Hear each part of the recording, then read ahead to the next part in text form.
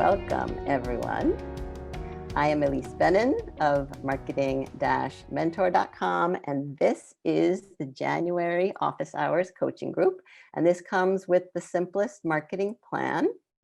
And I want to start today with a few ideas, and then I'm going to welcome my guest, Terri Trespicio.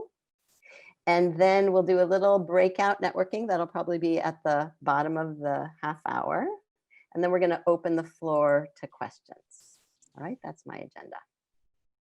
So let me just start with some ideas, and then Terri, you can be responding to those ideas, obviously. What I've been thinking about a lot lately is the idea that everything has a beginning, a middle, and an end, and that everything is constantly changing, and that everything comes and goes. And that means we have to reinvent ourselves. That means we have to be evolving. It means we have to be adapting. And people on many fronts, most people did that. A lot of you did that. And we are still here. You are still here.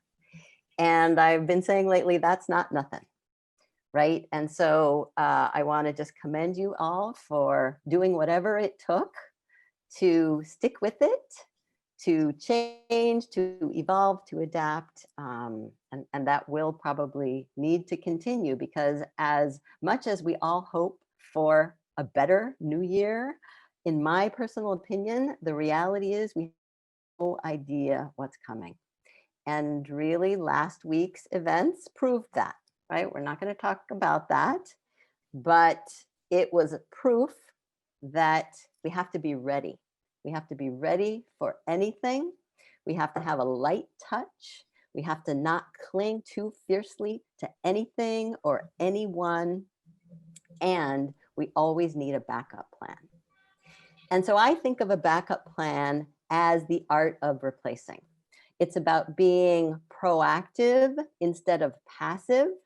It's about being the one who makes the decisions about your business before they are made for you.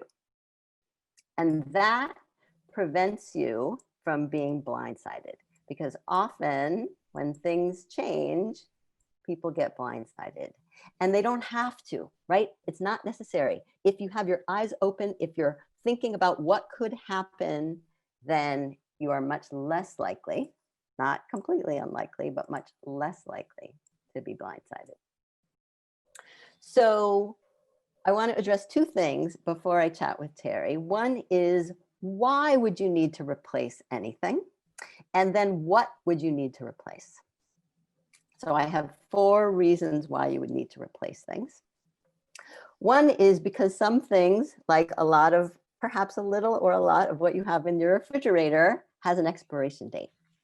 And beyond that expiration date, it doesn't serve you very well. And so I'm pretty sure that we all have things in our lives that are well beyond their expiration date, whether it's a thing or a behavior or a way of thinking.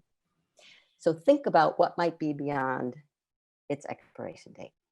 The other thing, the second thing, is that I really think we cannot just keep adding to our lives. We have finite resources, we have especially finite time.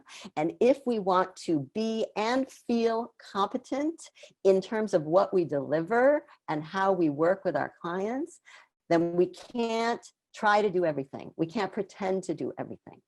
And so sometimes we have to say goodbye to certain things, right? Beginning, middle, and end, in order to make room for better. And to me, that is the point. It's all about doing better. It's all about improving and perfecting and getting better at what we do. The third reason we might need to replace something or many things is because things happen.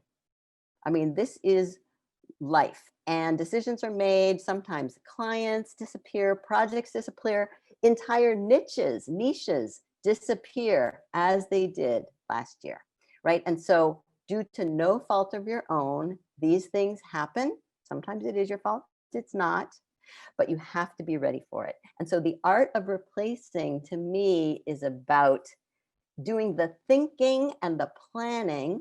Maybe even no action needs to be taken, but just the thought process to be ready when things happen, when things change. And finally, because if you are one of the lucky ones, and if you're here, you probably are one of the lucky ones, then that means what you have is pretty good. It's probably pretty good, maybe even good enough, but you know there is better. And you are willing to do the work and make the effort to go find better. And that to me is at the heart of this idea of replacing, and also at the heart of the simplest marketing plan. So 3 things that can be replaced, and then Terri and I are going to chat about this. And then when I open it up at the end for comments, you are welcome to chat about this. And when we do the breakout sessions, you will also welcome to chat about this or anything else.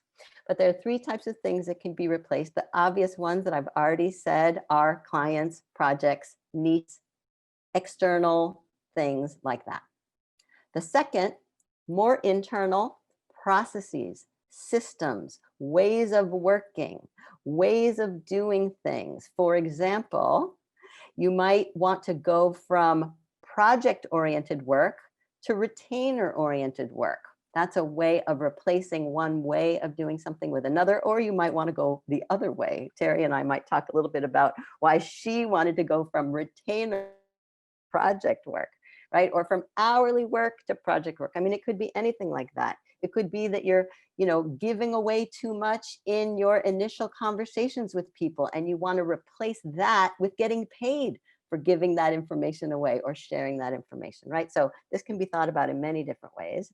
And then the third thing is much more internal: habits, behaviors, ways of thinking, especially negative ways of thinking. And one of the ones that came up a lot in recent conversations in small groups is obsessive email checking.